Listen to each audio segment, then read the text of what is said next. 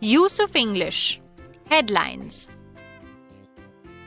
Let's look at one more use of the English language. Do you read the newspaper? I read the Marathi newspaper. Teacher, Very well, Ria. What do you see at the top of every piece of news?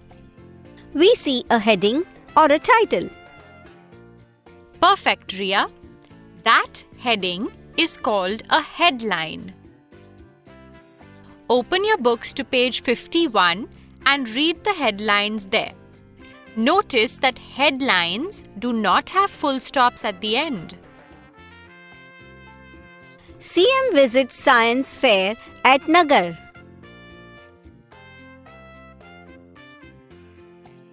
Two injured in road accident near Chakan. Teacher, what does injured mean? Injured means hurt. Lohgaon student bags Ramanujan prize. Teacher, what does bags mean here? Here, bags means gets or wins.